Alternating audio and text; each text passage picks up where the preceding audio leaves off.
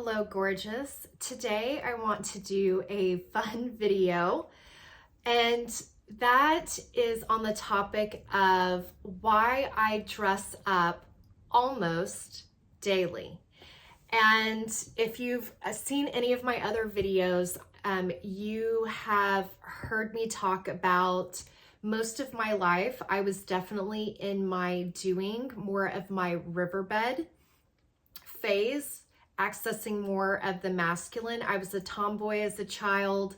And then in my career, I definitely focused on productivity and being efficient and accomplishing. All of these things are great. And every one of us inside has both the masculine energy and the feminine energy. But as I have moved more into my late 30s, early 40s, I have started to dive into more of the feminine side. One of the things that has come out of this, because I was a tomboy as a child, and then in my career, essentially, I kind of dressed like a guy, to be honest.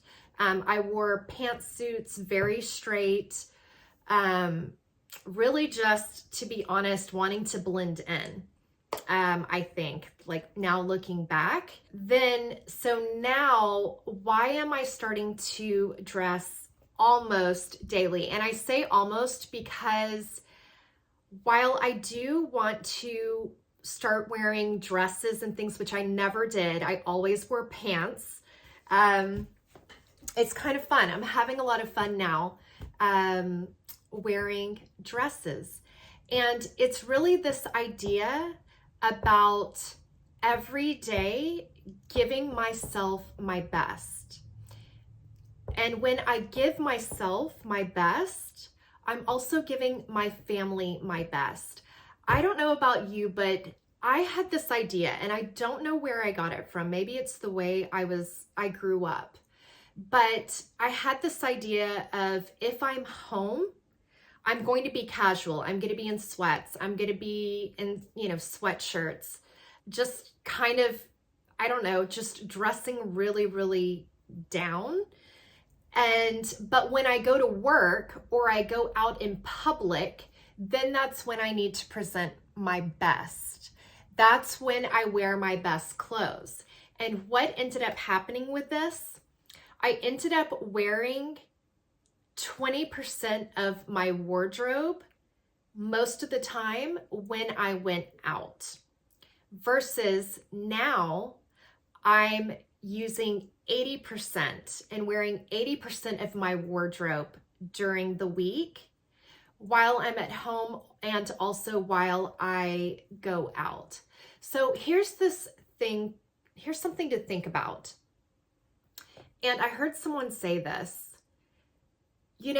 We give so much a lot of times to our career, to our work, and there are reasons behind this, right? It's, we want to build ourselves up. We want to get that Maslow's hierarchy of needs.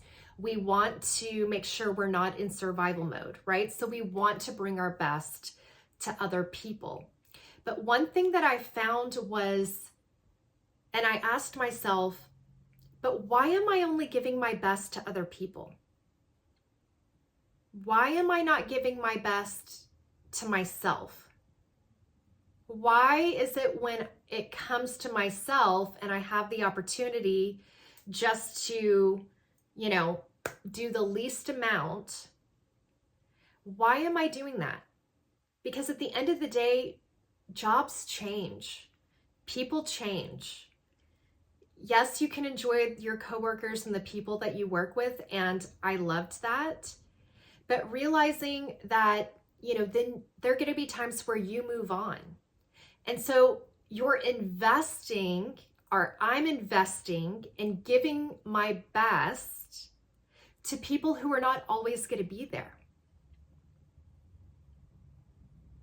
Why am I not giving that time and energy to people who are going to be there? Like my family, like my partner, my husband, like my kids. And also, at the end of the day, why am I not giving myself my best? Why am I giving my best to everybody else? And this is part of the inner work journey that I have been going through. And I think it ends up being a reflection of how we live, how we take care of ourselves, if we have boundaries or not, if we have healthy boundaries or not, if we are making sure we have a good self-care routine. Because at the end of the day, if we're taking care of everybody else, but we're not taking care of ourselves, and I think historically there was a reason behind this. I do believe in the hunter-gatherer days, there were actual reasons of survival for us as women to sacrifice at all costs, all the time. Just like men did, or the masculine did when they went out hunting, right? And they were in danger. But now I feel like that program that's running in our brain, and maybe the way that we're wired, is about always giving to other people. The thing is that life is moving at a much faster pace now.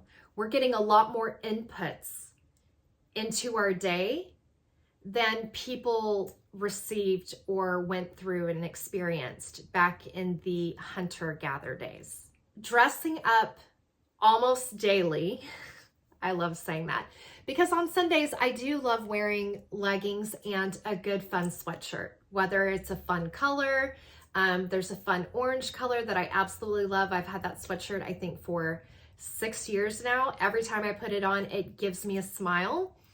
I also love sweatshirts that have a fun saying on them, right? Anything that's going to uplift my mood.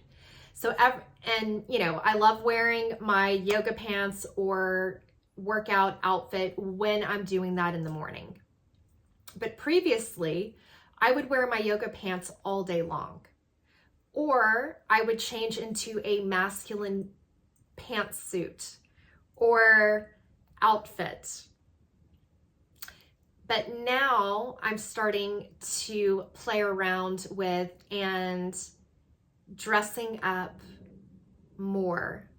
Again, making sure that I'm not always, and I'm needing to check myself sometimes, because this is on me. This is something that I need to be personally accountable for, is myself. I can't blame it on other people. Am I giving my best to everybody else? Or am I also giving my best to myself? And I feel like dressing up almost daily is one of the great ways, and kind of a great new practice that I have to represent that. I am going to go through each day doing my best for myself, so then I can give my best to my family. So then I can give my best to my career or my passions or my work, versus doing it the opposite, starting with only giving my best to work. Then whatever's left over, my family gets. And then what's left over, I get. So instead of going from the outside in, I'm now practicing and learning and doing different practices on how to move and go from the inside out. And so I'm excited to be sharing this journey with you. Again, I am still learning. I am still in the process of learning how to access and embody the feminine side, the water, the being. So I hope this video is helpful for you. If you are interested in doing this practice along with me, dressing up almost daily, definitely give it a try, especially if you are at a point where you've burned yourself out, you've gotten into overwhelm, and you're just kind of, as Dave Ramsey says, you're sick and tired of being sick and tired. So I'll be sharing practices that are helpful for me in going through my inner work journey. and you can pick and choose what might be helpful for you. All right, I'll catch you in the next one. Bye.